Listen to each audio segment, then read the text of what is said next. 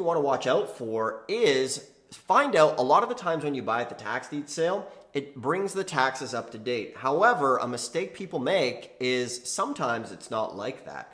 So maybe there's, it's taxes that haven't been paid in 5 years, or maybe there's a bunch of outstanding taxes, but maybe there could be 3 or 4 other years of taxes owed as well. So it's very important to do that, okay?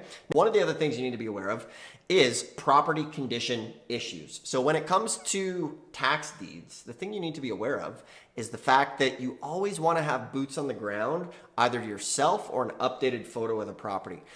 One of the biggest mistakes people make is they go and bid on the property based on, say, the Google Streets and Trip, or sorry, not Streets and Trips, the Google view on the Google map, right? The problem with the Google Street View is that picture could be years old. One of the mistakes I see all the time is people will go, they'll bid, they'll buy a property, they didn't go look at it, and they didn't realize that 2 months ago there was a fire. That property's not there. Or there was a flood, right? Or something has happened to the property. So you want to always make sure to go and get an update picture, whether it's you go yourself, you send somebody, you can use a service like TaskRabbit and get somebody to go take pictures for you is key. Another mistake you need to avoid is overbidding, right?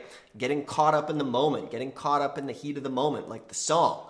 You don't want to overbid on something, and always have an exit plan going into the property. That is absolutely huge, because no matter how good the deal is, if you can't sell it, then what's the point, right? Another thing to avoid is property in the middle of nowhere. There's tons of cheap little lots in the middle of the desert, right? You want to avoid those types of properties as well. Those are several things you want to avoid. The other thing that I would avoid is if you're going to travel to an auction in person, make sure that there's plenty of property for you to go look at. A big mistake people make is if they travel to an auction and maybe they're like, yeah, I went to an auction and it sucked, everything got redeemed. And I say, well, how many properties did you go bid on? Like, well, I had 10 on my list and everything got redeemed. So when we actually travel, we like to make sure there's at least 100 properties we're going to look at.